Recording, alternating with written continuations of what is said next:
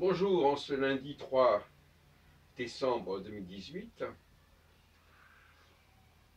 on va revenir sur le triptyque, la trinité Saturne, Jupiter, Mars, en rapport avec d'ailleurs avec les travaux de Michel Gauquelin, décédé en 1991, et dont l'œuvre s'est constituée, s'est présentée, s'est publiée à partir de 1955, sans parler éventuellement d'articles dans les cahiers astrologiques, entre autres, à l'époque. Et je voudrais dire d'abord que il faut essayer de relier l'astrologie avec d'autres notions qui font sens. Le tort de Jean-Pierre Nicolas, par exemple, qui a publié une dizaine d'années après Gauquelin, après les premiers ouvrages de Gauquelin, en 1964, La condition humaine, etc. La condition solaire, pardon. La condition humaine, c'est de Malraux. J'ai de parler de RET, représentation, existence, transcendance, mais au fond, personne ne sait exactement ce que ça veut dire. C'est-à-dire que ça ne correspond pas à un schéma existant par ailleurs. Moi, je propose que l'on rapproche Saturne de la question des causes et Jupiter de la question des symptômes. Et on sait très bien que les symptômes, c'est plus superficiel que les causes. Et c'est exactement ce qui se passe. Parce que Saturne est une planète plus rapide, plus lente que Jupiter, donc il est normal qu'elle travaille à un niveau plus en profondeur.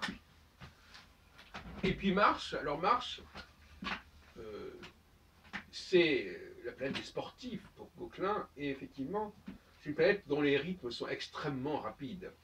C'est-à-dire que les choses se passent en quelques secondes, en quelques minutes, en une heure. Un match de foot, une compétition d'athlétisme. Voilà, donc c'est Mars, il est dans le temps très très court. Il faut concentrer l'énergie sur un très petit temps, beaucoup plus que dans le cas de Jupiter et de Saturne. Alors ce travail, euh, Gauquelin n'a pas fait, à ma connaissance. C'est que j'ai publié en 92 un ouvrage sur Gauquelin, enfin, en post-phase de ses personnalités planétaires chez Tré-Daniel. Et à l'époque, je n'avais pas fait ce genre d'observation d'ailleurs. Mais il est certain qu'il faut définir le tempérament planétaire à partir de la vitesse de la planète. Plus la planète est rapide, plus elle correspond à une temporalité, à une rythmicité rapide, et ça joue sur le plan professionnel. Il y a des professions qui ont un rythme de fonctionnement beaucoup plus lent que d'autres. Alors je continue dans cette direction. Euh, Effectivement, euh, nous avons trois planètes. Et je crois que le tort de Gauquelin, là encore, c'est d'avoir voulu aller au-delà de ces trois planètes en disant oui, mais on va quand même trouver quelque chose pour Vénus euh, et pour la Lune. Bon. Alors vous me direz, vous êtes en train de laisser entendre qu'il a trouvé des trucs qui n'existaient pas. Écoutez, moi je ne sais pas, mais en tout cas, moi je ne retiens de Gauquelin que ce triptyque Saturne, Jupiter, Mars, qui est le seul qui ait fonctionné, qui soit exposé en 1955. Comme je le rappelais d'ailleurs en 2015 lors d'une conférence que j'ai faite, d'un colloque que j'ai organisé à Paris, pour le 60e anniversaire de l'apparition de l'influence des astres de Gauquelin. Bon, donc je pense que les choses doivent être toujours contextualisées. Voilà, bon, je crois qu'il n'est pas pertinent de chercher des statistiques concernant Vénus et concernant la Lune, pour différentes raisons. La Lune, parce qu'elle a un rythme extrêmement rapide, beaucoup plus rapide encore que Mars. Et Vénus, parce qu'elle a un rythme saisonnier, en quelque sorte, parce qu'elle fait partie de l'escorte du Soleil, donc elle est liée au mouvement solaire. Bon, et c'est pas ça qui pouvait rendre intéressant l'utilisation de cette planète.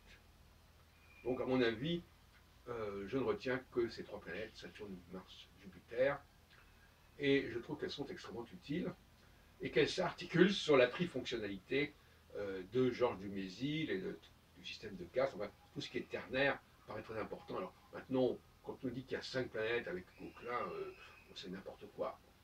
Bon, disons les choses très clairement à ce sujet. Donc, oui, il faut réinterpréter Gauquelin dans ce sens.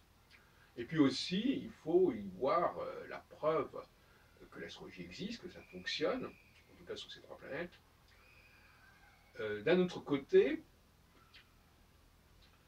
Gauquelin a mis en évidence, plus ou moins par hasard, enfin, en tout cas il a réussi, c'est l'impact de ces trois planètes à la naissance, mais en réalité, ça ne c'est pas ça qui nous intéresse. Bon, on ne va pas regarder à la naissance si quelle est la planète qui domine. D'abord, vraiment, il peut y en avoir plusieurs. Alors que pour moi, un cycle, on ne dépend que d'un seul cycle. Et donc, Gauquelin n'a pas approfondi ou développé ou étendu ses travaux au niveau cyclique, au niveau prévisionnel. Dans ses préfaces qu'il obtient pour certains de ses ouvrages, on parle effectivement de chronobiologie, de cyclologie, mais c'est surtout pour les animaux. Et en fin de compte, pour l'humanité elle-même, au fond, il n'a pas proposé de cyclologie. Bon.